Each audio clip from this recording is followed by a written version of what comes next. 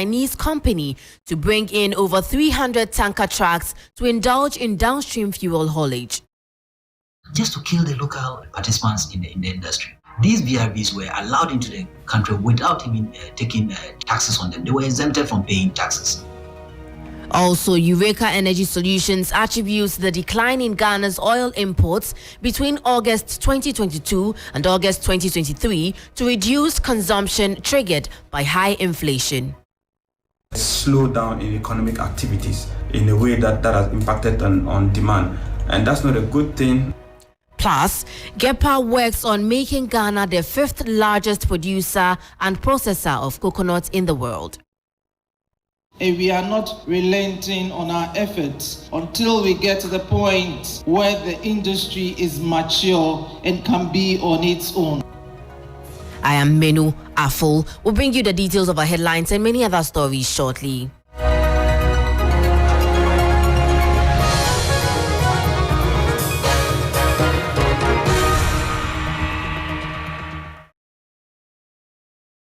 Thank you for staying with us. In our first story, Center for Environmental Management and Sustainable Energy has faulted the National Petroleum Authority for allowing a Chinese company to bring in over 300 tanker trucks to indulge in fuel haulage in the country.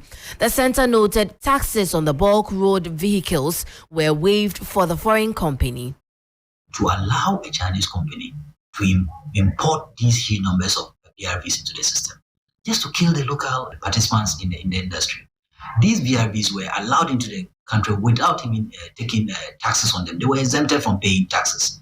And they are brought in to compete a market that is already owned by Ghanaians, who are also suffering because every year they continue to buy vehicles at the time that even consumption of these petroleum products have not been increasing. For that matter, there is excess supply of BRVs in the system, leading to certain decline in the output or performance of these BRVs.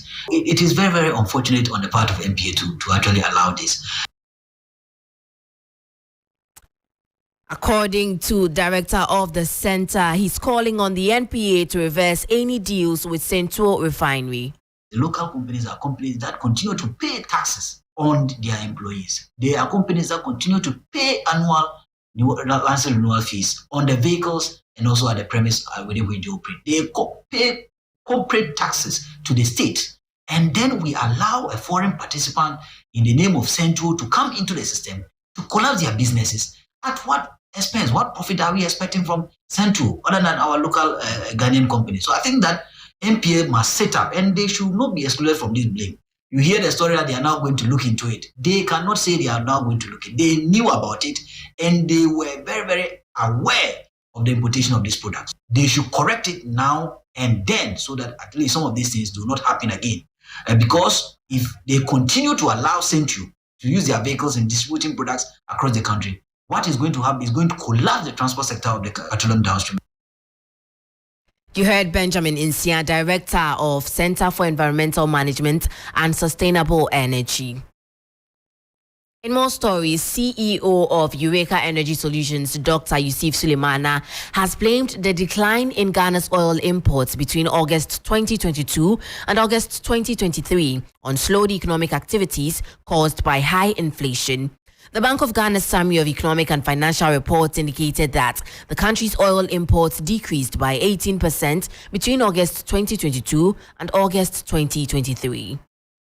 High inflation has a cascading impact on every commodity that we consume, and petroleum products, they are not exception. And so if you should have that quantum within the period of 2022 to 2023, it's probably due to the fact that slowdown in economic activities in a way that has impacted on demand.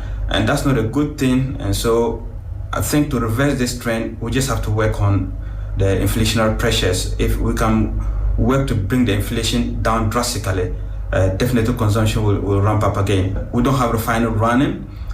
New refinery that is on the horizon is not started. So where will be the decrease? Where will be that deficit that is coming from importation of petroleum product? It's definitely due to the fact that consumption was simply not there. That's why we have the decrease in importation of this petroleum product. That was CEO of Eureka Energy Solutions, Dr. Yusuf Sulemana there. Away from that, the Ghana Export Promotion Authority says It is working to make Ghana the 5th largest producer and processor of coconut in the world. Ghana is already ranked 9th in the world with about 2.5% of global production. Speaking at the 3rd International Coconut Festival, CEO of GEPA, Dr. Afful Asare, stated that in line with this vision, her outfit is distributing 1 million disease-resistant seedlings to farmers across the country. The vision of GEPA's Coconut Intervention Program since 2017 is to make Ghana at least 5th globally in the production and export of coconut products. And it is in this light that we launched the Coconut Revitalization Intervention some 6 years ago with a clear objective of reviving the then ailing coconut industry to improve the supply capacity of the value chain, having realized the growing demand for coconut globally.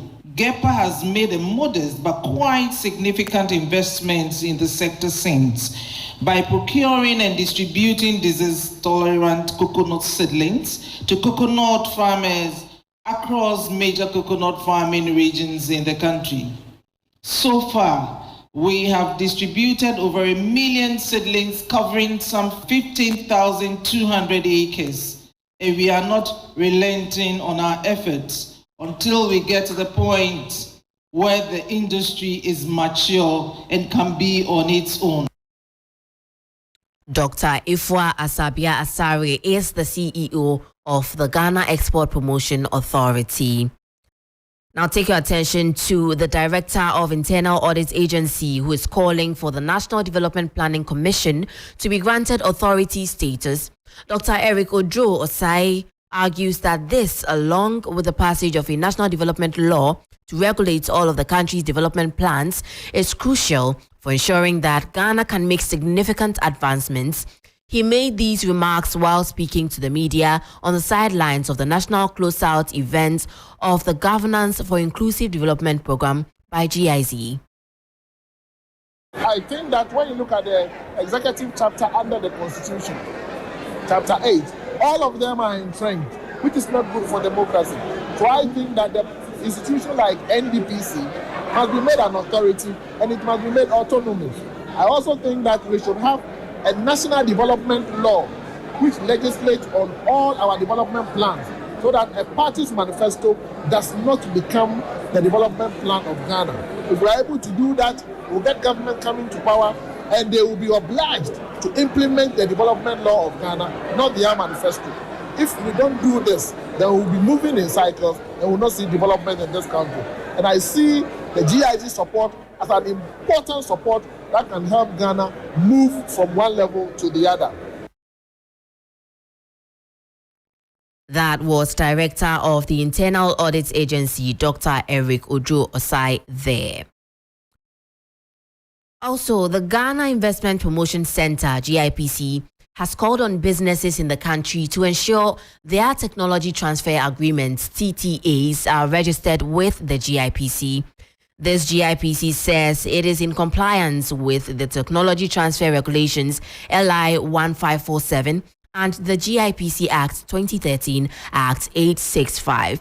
During a UK-Ghana Chamber of Commerce and PricewaterhouseCoopers Ghana webinar, Head of the Legal Department at GIPC, Nalamle Orleans Lindsay, noted that there are serious consequences for not registering a TAA with the GIPC.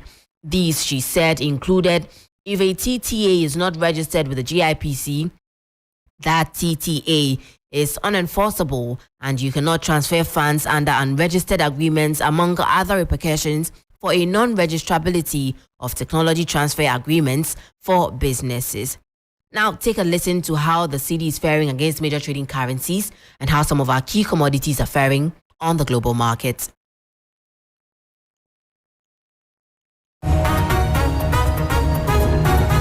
On the interbank foreign exchange market, where banks trade amongst themselves, the dollar gained 3 pesos and it is selling at 11 cedis 11 pesos. The British pound also gained 11 pesos, selling at 13 cedis 56 pesos. The euro gained 9 pesos and it is selling at 11 cedis 74 pesos. However, be guided that these figures will be higher at a forex bureau near you. On the global commodities market, price of cocoa is up by 1.26%, selling at $3,459 per ton. Brent crude oil is down by 1.14%, selling now at about $95 per barrel, while the price of an ounce of gold is down by 0.51%, selling at about $1,866. An update from the Forex and commodities markets. That will be all for business news on Sunrise. For more business stories, please check out our website, 3news.com. My name is Manu Afful. Stay tuned. Sports news is up next.